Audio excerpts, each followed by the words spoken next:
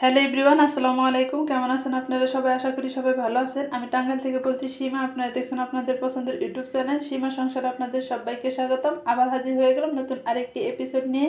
আজকে আমি করে দেখাবো খেসারির ডাউলের মুসমুসে বড়া। তো খেসারির ডাউলের মুসমুসে বড়া করার জন্য এখানে আমি কিছু খেসারির ডাউল বেটে নিছি। আর ডাউলটা দেখেন আমি কিভাবে বেটে নিছি, এরকম করে বেটে নিতে হবে।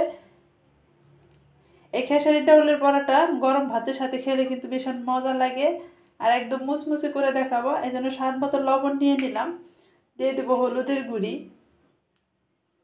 সাথে দিয়ে দেবো কিছু কাঁচামরিচ। যে যেরকম জাল খান সেরকম কাঁচামরিচ দিয়ে নেবেন।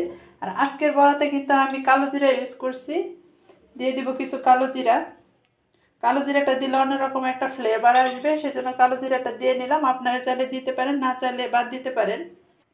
কালো জিরাটা দিয়ে তারপর দিয়ে দেবো এখানে কিছু পেঁয়াজ কুচি। পেঁয়াজ কুচিটা বেশি দেওয়ার চেষ্টা করবেন, যেহেতু আমার ডাউলের পরিমাণ কম, পেঁয়াজ কুচিও কমিয়ে নিলাম। কম পেঁয়াজ কুচি বেশি দিবেন, ডাউল যদি বেশি হয় তাহলে পেঁয়াজ কুচিটা আর একটু বেশি দিয়ে নেবেন। আর পেঁয়াজ কুচিটা বেশি দিলে আপনার ইটা বেশি ভালো হবে, বড়াটা বেশি ভালো হবে। আর এখন এখানে দিয়ে দেবো রসুন। রসুনটা কিন্তু অবশ্যই দিতে হবে। রসুনটা যদি আপনার বেশি দেন তাহলে কিন্তু বড়াটা টক হয়ে যাবে। তো আমার যতটুক লাগবে আমি ততটুক পরিমাণ নিয়ে নিছি। তো সমস্ত উপকরণ দিয়ে নিছি। এখন দিয়ে দিব এখানে চাউলের গুঁড়ি। চাউলের গুঁড়িটা অবশ্যই দিবেন, তাহলে কিন্তু বড়াটা মুচমুচে হবে।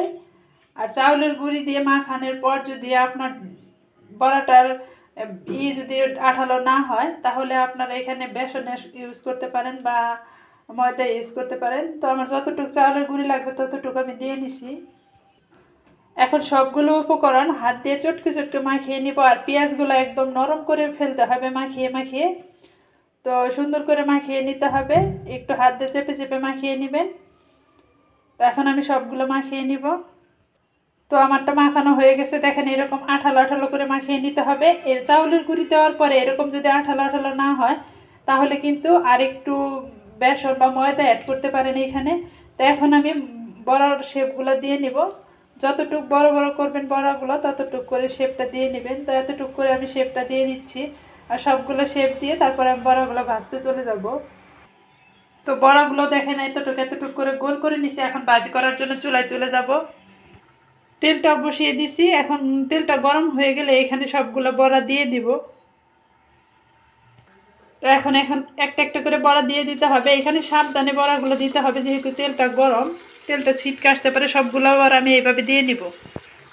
একটা একটু করে সবগুলো বড়া দিয়ে নিছি। আর প্রথম যে বড়াটা দিছি সেটা দেখেন এখন কিন্তু এক পিঠ হয়ে গেছে। এখন উল্টিয়ে দিতে হবে। এরকম লালচে কালার করে ভাজি করব, তাহলে বড়াগুলো বেশি মুচমুচে হবে। চুলা রাসটা কমিয়ে দিয়ে ভাজি করে নিতে হবে। আর যদি বাড়িয়ে দিয়ে ভাজি করেন তাহলে কিন্তু বড়াগুলো পুড়ে যাবে। আর সবগুলাই কিন্তু আমি এইভাবে দিয়ে নিচ্ছি। তো সবগুলো বড়াই কিন্তু আমি উল্টিয়ে নিছি। আর প্রথম কাটা দেখেন এরকম কালার আসছে, আরও কিন্তু লালচে কালার করে ভাজি করে নিতে হবে, তাহলে কিন্তু মুচমুচে হবে। আর এই বড়াটা গরম ভাতের সাথে একবার খেয়ে দেখেন, দেখেন কত মজা লাগে। মুচমুচে বড়া গরম ভাতের সাথে খেলে কিন্তু ভীষণ মজা লাগে। আর সাথে যদি থাকে যে কোনো একটা ভর্তা তাহলে আর কিছুই লাগবে না। তো এরকম গোল্ডেন কালার করে আমি ভাজি করে নেব। আর বড়াটার থেকে দারুণ একটা স্মেলও আসতেছে। কালো জিরা দিছি সেই জন্য। আর আপনারা চাইলে কালো জিরাটা স্কিপও করতে পারেন, যদি কেউ না খেতে পারেন তাহলে কালো জিরাটা বাদ দিতে পারেন। অবশ্যই কিন্তু চুলা রাসটা কমিয়ে দিয়ে বড়াগুলো ভাজি করবেন। যদি বাড়িয়ে দিয়ে ভাজি করেন তাহলে কিন্তু বড়াগুলো পুড়ে যাবে, উপরে পুড়ে যাবে, ভিতরে কাঁচা থেকে যাবে। সেজন্য আস্তে আস্তে ভাজি করতে হবে যেন ভিতরটাও ভালো মতো হয়। তো প্রথমে যে বড়াটা দিয়েছিলাম সেই বড়াটা দেখেন এপিটো হয়েছে এপিটো হয়েছে। এখন আমি এই বড়াটা উঠিয়ে নেব আর সবগুলো এরকম কালার করে ভাজি করে নেব।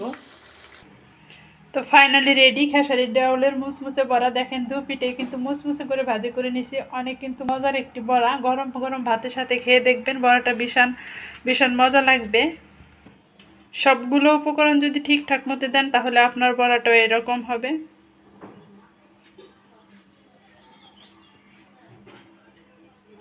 ভিডিওটা ভালো লাগলে অবশ্যই কিন্তু সাবস্ক্রাইব করে রাখবেন আর কমেন্টের মাধ্যমে জানাবেন আজকের রেসিপিটা আমার কীরকম হয়েছে। তো সবাই ভালো থাকবেন, সুস্থ থাকবেন। আসসালামু আলাইকুম, আল্লাহ হাফেজ।